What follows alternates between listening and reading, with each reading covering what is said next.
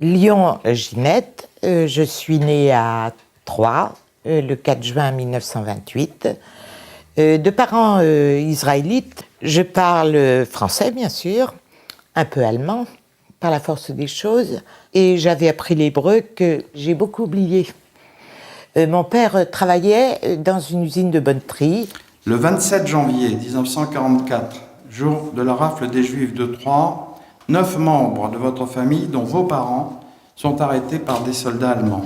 Nous accueillons 3 résistants qui étaient à la maison, qui viennent pour manger, passer la nuit bien sûr, et préviennent mon père qu'il faudrait partir avec eux le matin et qu'une rafle est annoncée à Troyes, à Sainte-Savine, dans toute la ville. Mon père, qui est un homme très optimiste, n'y croit pas. Il ne croit pas du tout. Il dit c'est pas possible, ça fait des années que nous marchons comme ça, il n'y a aucune raison qu'on soit arrêté. Il avait un côté fataliste. Je crois que c'est un petit peu la nature juive d'ailleurs d'être fataliste. Il était comme ça, et ma mère aussi. Les résistants partent vers 6 heures du matin. Ma sœur et moi, nous sommes levés pour partir travailler. Et prévenu par votre voisine, vous allez vous cacher pour éviter que les Allemands ne vous trouvent sur votre lieu de travail. Il faut que vous vous sauviez tout de suite. Vos parents viennent d'être arrêtés avec vos tantes, les enfants. Tout le monde est parti. Sauvez-vous vite. Nous allons voir nos patrons. Ils disent partez, ne restez pas là. Quand ils sont montés, nos patrons ont dit non, il n'y a personne. Elles sont parties, on ne sait pas du tout où elles sont. Vos parents et les autres membres de votre famille sont conduits à Drancy, puis à Auschwitz, où ils seront gazés et brûlés le 15 février 1944, vous laissant dans un immense désarroi. Et on part toutes les deux avec ma sœur et on va se réfugier dans un café qui se trouvait pas loin, complètement affolé. Alors nous sommes toutes les deux là, ma sœur, en se disant qu'est-ce qu'on va faire.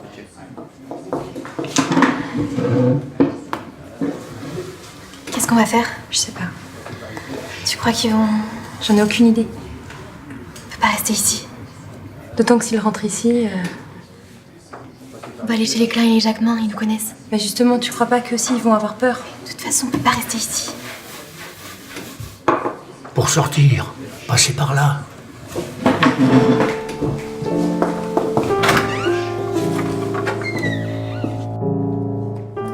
Je pense que c'était pas très drôle pour les gens parce qu'ils ont eu très peur.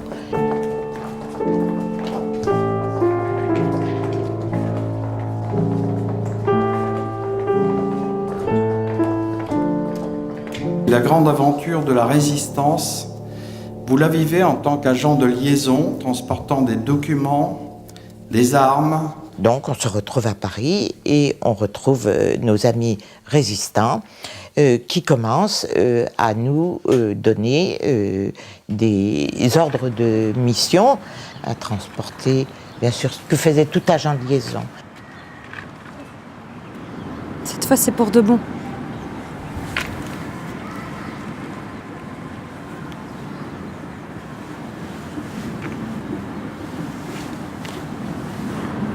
Prends soin de toi.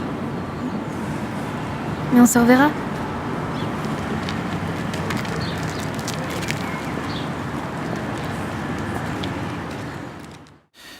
Durant cette période, vous vous rendez dans des endroits improbables, sous les passerelles d'écluses, sous les ponts, dans des bois, souvent à pied ou à vélo, parfois en train.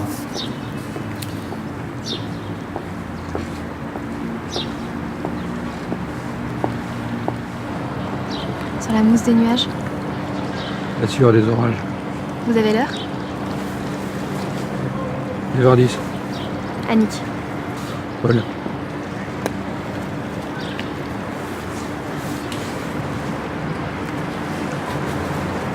Si on ne retrouvait pas la personne indiquée, aller 4 ou 5 fois au même rendez-vous, et que si vraiment elle ne venait pas, c'est qu'elle est arrêtée, bien sûr.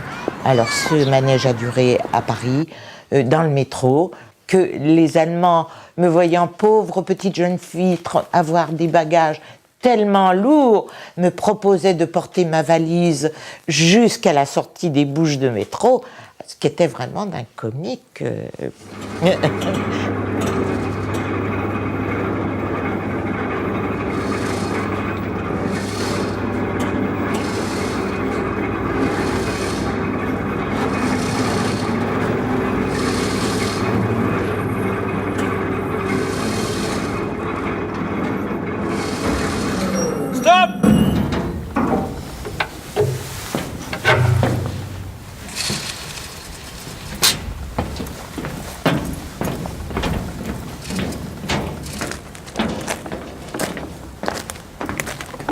Simon, Annick.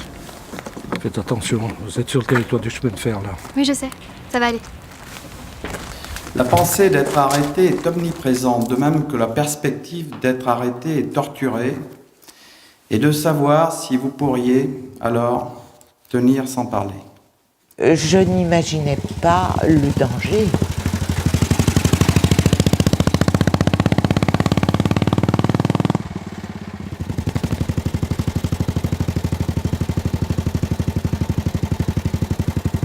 Le danger que représentaient ces missions. Je crois d'ailleurs que c'était sur une espèce d'idée de vengeance.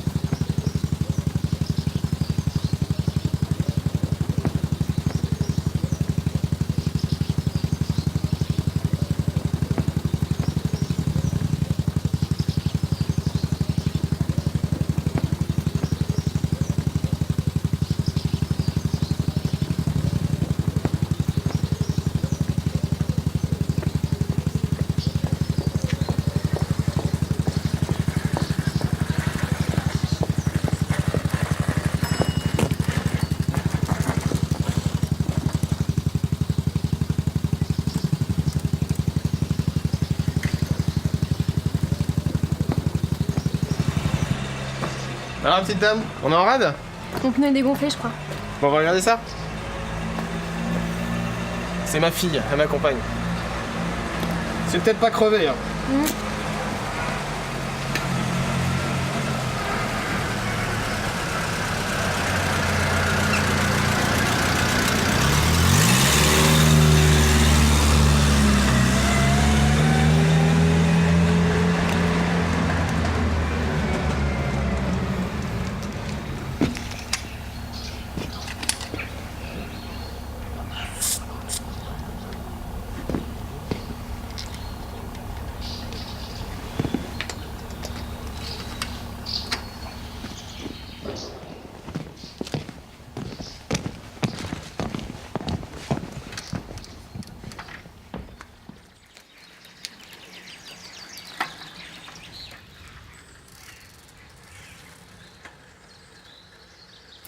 C'est lors d'une mission qui vous mène de la Normandie à Rennes que vous êtes arrêté par la milice française le 31 mai 1944. En un instant, je me suis dit, si c'est les Allemands, j'ai une chance peut-être de m'en tirer. Si c'est la milice, je ne m'en tirerai pas. Suite au contrôle de papier. Correspondance au 20, dans 20 minutes, quai numéro 2.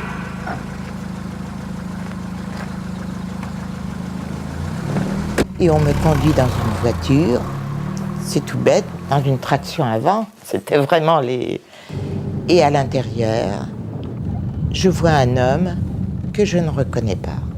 Et je finis par comprendre qu'il s'agissait de mon chef de réseau, qui avait tellement été torturé qu'il était méconnaissable et qui venait de me désigner à la sortie de la gare pour me faire arrêter.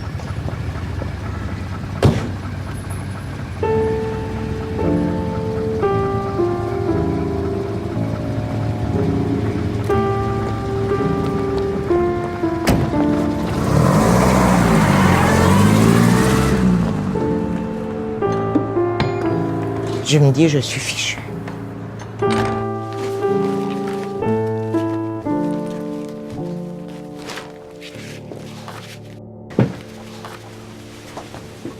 Immédiatement, on me déshabille complètement.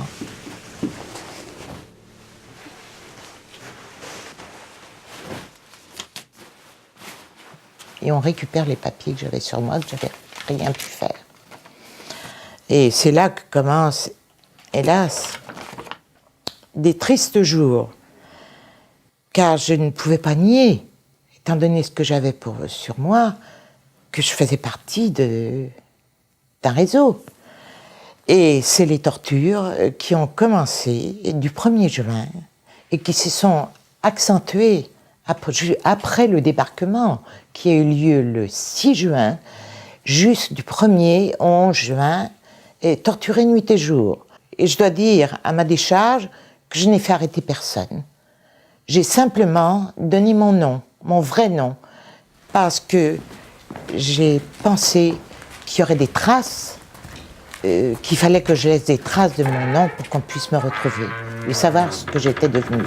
Ensuite, après 6 jours et 6 nuits de torture, on m'emmène dans un cachot, gardé par 2 miliciens, dans une cave, et j'attends là, nuit et jour, gardé par 2 types qui se relaient, mitraillettes au poing. Et j'attends, là. Comme si j'étais une terroriste, vraiment. Un matin, un officier allemand vient vous annoncer que vous êtes condamné à mort et serez fusillé dans les prochains jours.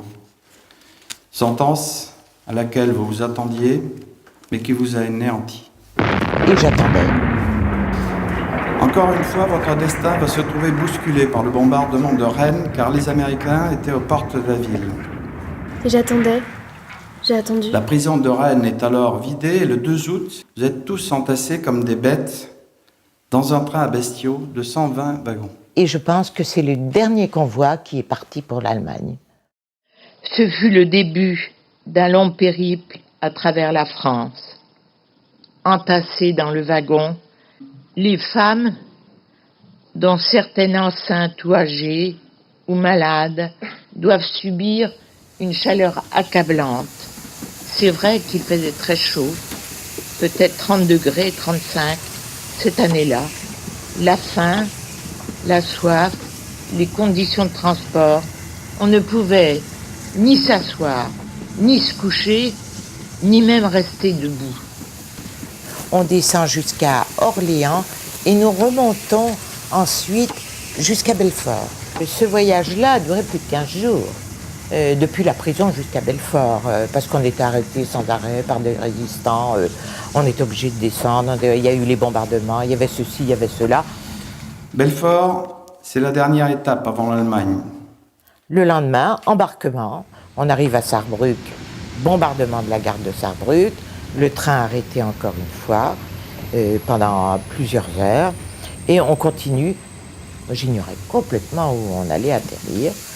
Au bout de 1 semaine encore, le train s'arrête en pleine campagne et on nous dit de descendre. Un mois de voyage au bout de l'enfer. Vous décrivez votre arrivée à Ravensbrück dans un décor dantesque avec une haute muraille surmontée de barbelés et ce portail sur lequel on pouvait lire « Laissez votre espérance, vous qui entrez ici ». Quelque temps après, on nous a distribué quand même ces vestes. Ce triangle que vous voyez, rouge, signifiait que j'étais déportée politique. Il y avait bon nombre de triangles pour différentes catégories, parce qu'il n'y avait pas que des déportés politiques en Allemagne.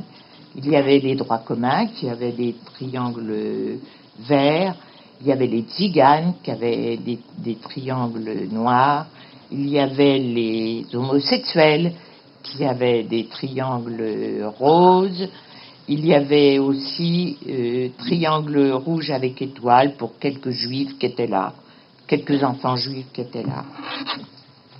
Alors cette veste a été fabriquée par les cheveux des femmes. Comme on rasait les femmes, les Allemands avaient transformé en tissu, qui n'était d'ailleurs pas qu'employé pour les vestes de déportés. Ce tissu servait aussi aux Allemands pour s'habiller. Vous êtes ensuite contrainte de rejoindre le camp de Schleben, qui dépend de Buchenwald, où vous travaillez à la fabrication industrielle de grenades anti-chars. Le régime de ce camp est encore plus difficile que celui de Ravensbrück, tant les conditions d'hygiène sont insupportables.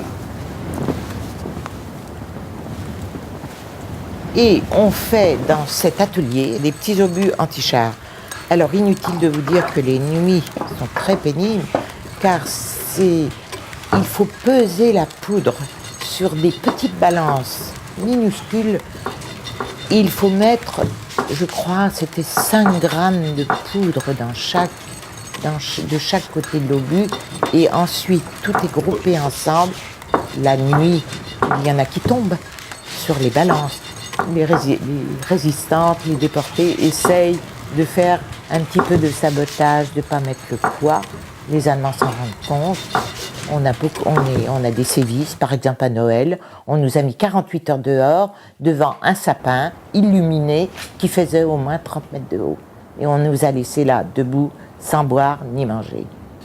Un soir de février 1945, vous entendez des vagues successives de bombardements très intenses. C'est le bombardement de Dresde qui a fait 30 000 victimes. Et inutile de vous dire qu'on a passé de moments très pénibles, car dès qu'il y avait une alerte, on nous ramenait au camp. On faisait 5 km pour arriver au camp. On arrivait au camp, c'était la fin de l'alerte. Nous repartions à l'usine. Puis, les bruits des canons se rapprochent du camp. Ce 21 avril 1945, où les Cosaques de l'Armée rouge entrent dans le camp, On sort, et qu'est-ce qu'on voit dans la cour? Des chevaux, chevauchés par les petits Cosaques qui venaient délivrer le camp. C'était l'Armée rouge qui arrivait. On était tout étonnés de voir les Russes arriver, parce qu'on ne savait pas si c'était les Anglais ou les Américains, les Anglais, les Russes ou les Américains qui arrivaient. Et nous sommes arrivés à Torgau et nous avons assisté là à un fait historique. C'était précisément le jour de la jonction entre les armées américaines et les armées russes. Et on nous a construit spécialement un pont en barque pour traverser l'Elbe pour passer du côté des Américains. Jusqu'au jour où j'étais embarquée dans un train pour revenir en France.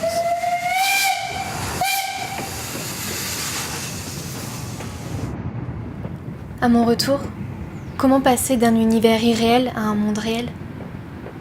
Ne pas se sentir en dehors? Le camp a longtemps gardé une réalité plus intense que celle du monde qui m'entourait. J'étais hantée par les visages maigres, pointus, bleus de froid et qui avaient le sourire permanent des squelettes. Je ne vous oublie pas, malheureuse compagne qui n'est jamais revenue. Et je vous rends hommage. Cependant, vous n'arrivez pas à surmonter cette sourde déception qui vous ronge et dure autant que cette chape de plomb sur votre histoire, sur notre histoire. À la fin des années 1970, vous commencez à témoigner devant des collégiens, des lycéens, inlassablement, vous racontez votre histoire. Témoignez pour expliquer, témoigner pour comprendre, et enfin témoigner pour transmettre la mémoire. Cette mémoire vivante et douloureuse que vous avez transmise à plus de 10 000 élèves durant ces années précieuses pour les jeunes générations, qui se souviennent longtemps de vos mots et vous témoignent encore aujourd'hui par des poèmes, des lettres, des dessins, leur immense reconnaissance. Nous vous faisons chevalier de l'Ordre national de la Légion d'honneur. Jeune fille française, à la fin de la guerre, vengeance et fournaise.